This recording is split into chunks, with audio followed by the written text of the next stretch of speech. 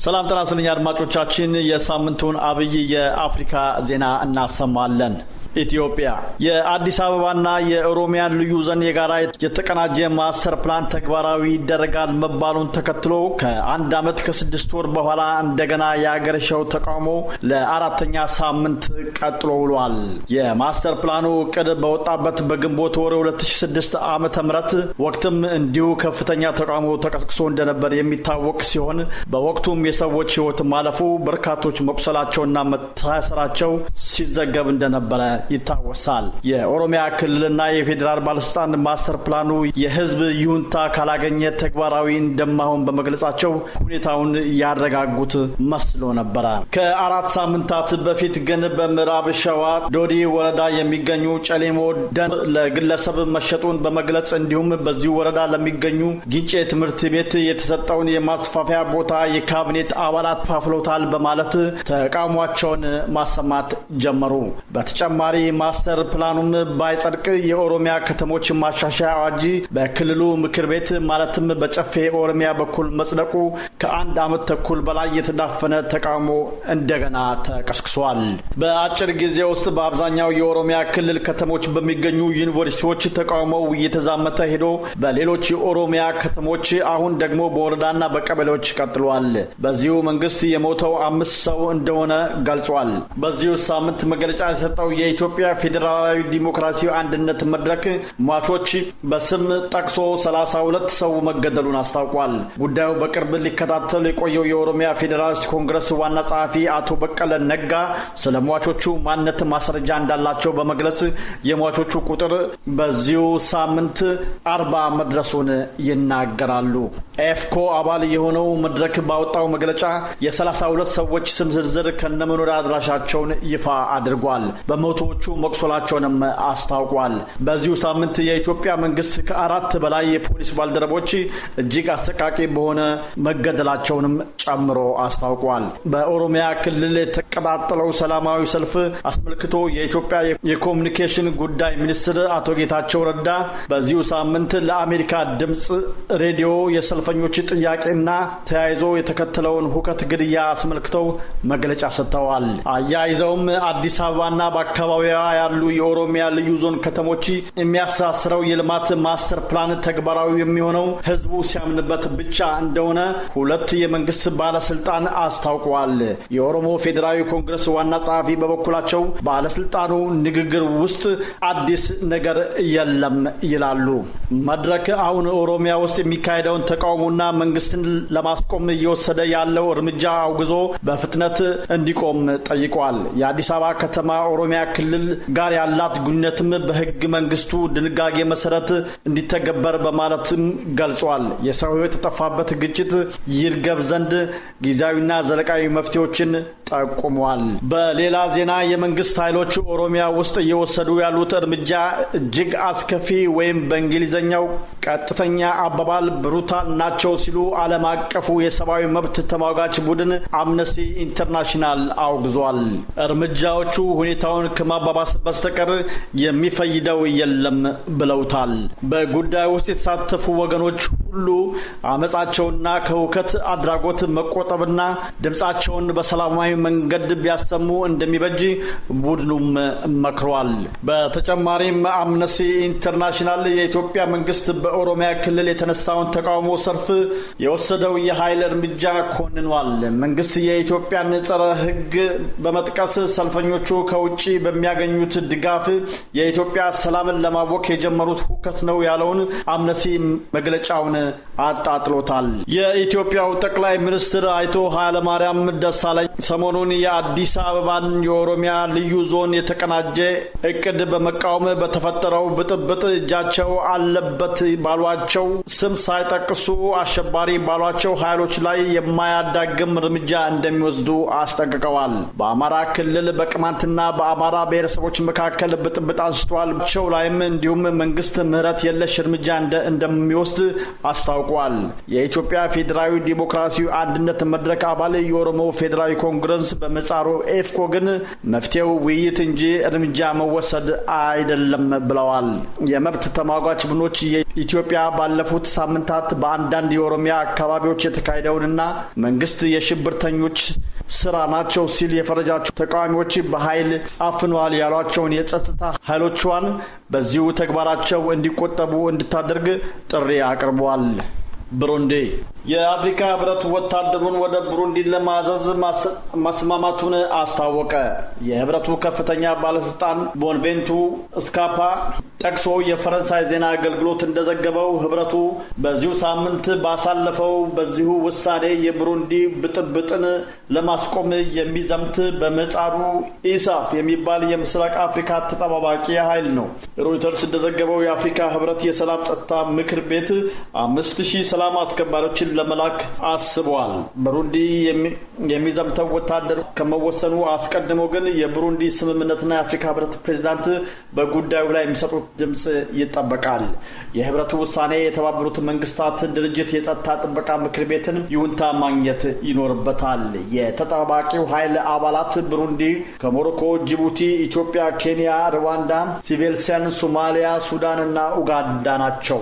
የተባበሩት መንግስታት ድርጅት ዋና ጸሐፊ ባንኪሙን የብሩንዲ ቀውስ ለማስቆም አስቸኳይ ንግግር ለመካሄድ በዚሁ ሳምንት መጀመሪያ ላይ አንድ የልኡካን ቡድን ወደ ብሩንዲ እንደሚልኩ አስታውቀዋል። የተባበሩት መንግስታት የሰብአዊ መብት ምክር ቤት በዚሁ ሳምንት ጄኔቫ ስዊዘርላንድ ውስጥ ባካሄደው ልዩ ስብሰባ በብሩንዲ ተፈጽሟል የተባለውን መጠነ ሰፊ የመብት ጥሰቶች የሚመረምር አንድ ነጻ የአጥኚ ቡድን ለመላክ በሙሉ ድምጽ አስተላልፈዋል።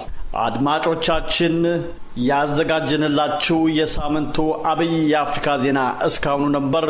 ከቀሪው የሀበሻ ሬዲዮ ፕሮግራም ጋር አብራችሁን ሁኑ።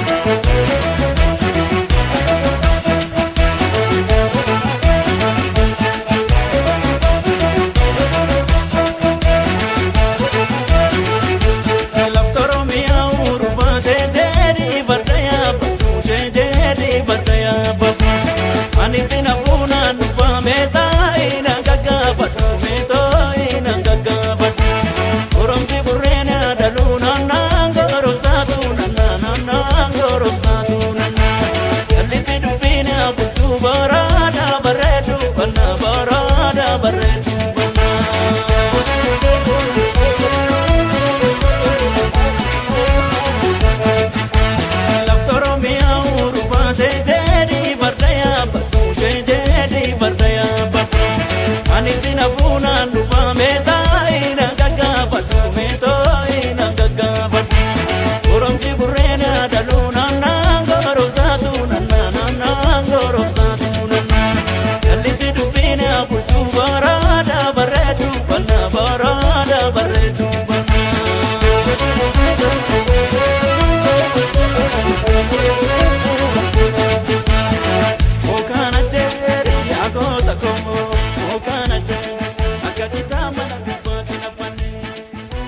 አድማጮቻችን የሀበሻ ሬዲዮ የ24 ሰዓት ፕሮግራማችንን ላይቭ ወይም ቀጥታ ለማዳመጥ በስልክ ቁጥር 6054755860 ወይም 6054758016 በመደወል አንድ ቁጥርን ይጫኑ።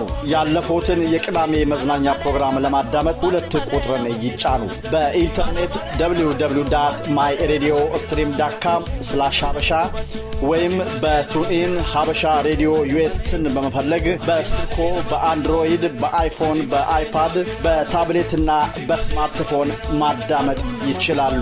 የሀበሻ ሬዲዮ የ24 ሰዓት አገልግሎት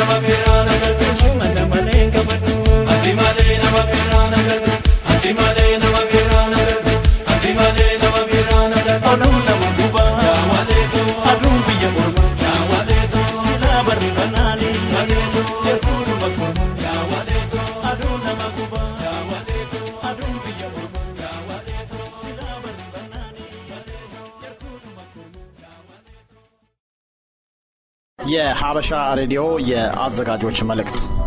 ሀበሻ ሬዲዮን በሐሳብ ጠንስሰን አሳድገን ለአየር ስናበቃ ዓላማችን ያደረግነው በሀበሻው አካባቢ እይታ ተሰውሮ ያገኘነውን የመረጃና የስነ ጥበብ ስራ ወደ ብርሃን ይመጣ ዘንድ መንገድ ለመክፈት ከሌሎች መሰል ጎረቤት ማህበረሰብ ጋር ሲወዳደር በሀበሻው ማህበረሰብ መካከል ጎልቶ ያገኘነውን የመረጃ ክፍተት በመሙላት የመጠቃቀሚያ መድረክ ለመፍጠር ሀበሻ ሰያሜ ታሳቢ ተደርጓል።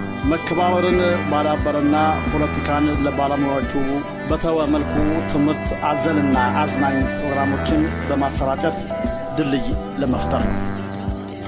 የሀበሻ ሬዲዮ ለረዱን አስተያየት የሰጡንና ለአድማጮቻችን ምስጋና እያቀረብን የመረጃ ልውውጡ ቀጣይነት እንዲኖረው የሁሉንም ተሳትፎ እንሻለን እንላለን።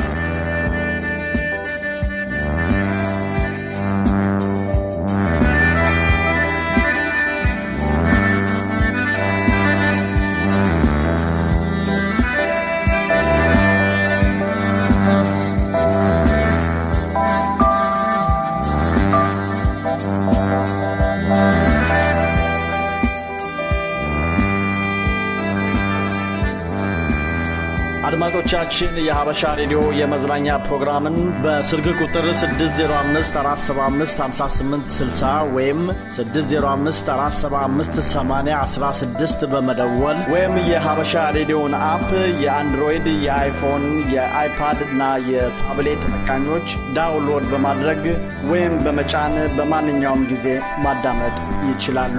የሀበሻ ሬዲዮ